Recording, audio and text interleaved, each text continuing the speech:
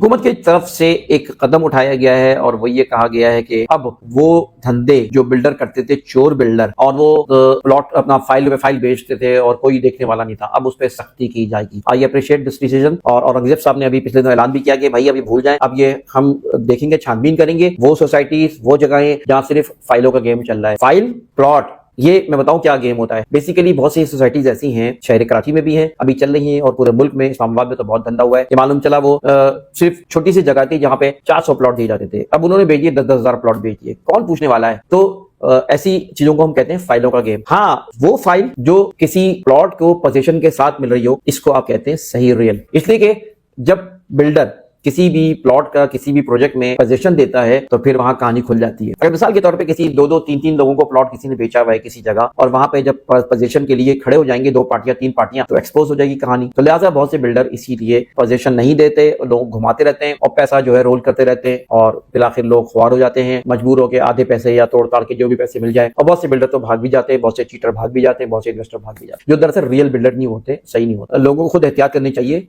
तो गवर्नमेंट ने ये कहा है, औरंगजेब साहब का ये कहा है कि उन्होंने कि हम इन प्रोजेक्ट्स की छानबीन करेंगे और हम जो है ना उनको सपोर्ट करेंगे जो बिल्ड प्रॉपर्टीज है, जहां लोगों की रिहाइश हो सकती है।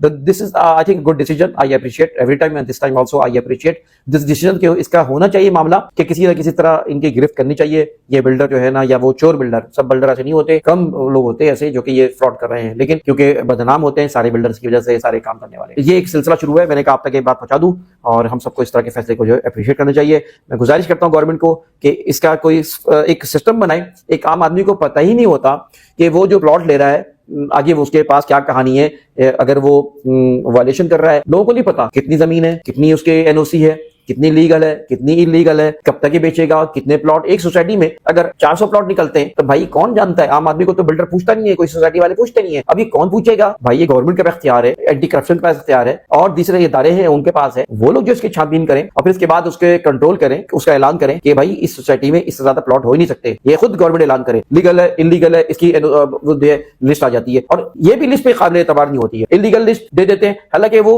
ऐसा नहीं होता कि उसको इलीगल प्रोजेक्ट किया जाए, अच्छे अच्छे प्रोजेक्ट के नाम इलीगल में डाल देते हैं। अच्छे और जाली प्रोजेक्ट को किसी छोटी सी जगह के ऊपर किसी लीगल होने की वजह से उसको सबको जो है लीगल भी करार दे दिया था, हालांकि सारी जगह लीगल नहीं होती है। तो ये गवर्नमेंट की जिम्मेदारी है। गवर्नमेंट से मैं अपील करता हूं कि आम आदमी बेचारा बहुत परेशान है, दुबई में और जगहों पे प्रॉपर्टी क्यों उठ रही है, क्यों लोगों का इन्वेस्टमेंट है कि वो गवर्नमेंट जो है वो सेफ्टी प्रोवाइड करती है। गवर्नमेंट लोगों को जो है सही मालूमात फराहम करती है और एक तरह की जिम्मेदारी लेती है। पूरी दुनिया से इन्वेस्टमेंट इसीलिए आ रही है कि गवर्नमेंट के इदारा एक बांध के रखता है बिल्डर को, वो फ्रॉड कर नहीं सकते। तो ये चीज यहां पर भी होनी चाहिए। आम आदमी के पास इसका एक्सेस नहीं है, ये गवर्नमेंट की जिम्मेदारी है कि लोगों की इन्वेस्टमेंट को सेव करे। बाद में जब बिल्डर भाग जाता है, जब चोर भाग जाते हैं पैसे लेके बटोर के, कितनी चीटिंग हो रही है, फिर उसके बाद जो है उसके ऊपर कार्रवाई शुरू होती है। उससे क्या फायदा? लोग तो बेचारे अपने जमा पूंजी देकर वो बेचारे जो है वो जिंदगी उनकी खराब हो जाती है, और बहुत बड़ा इनको नुकसान होता है। जो सदमा है वो जिंदगी भर खत्म नहीं होता, धुलता नहीं है।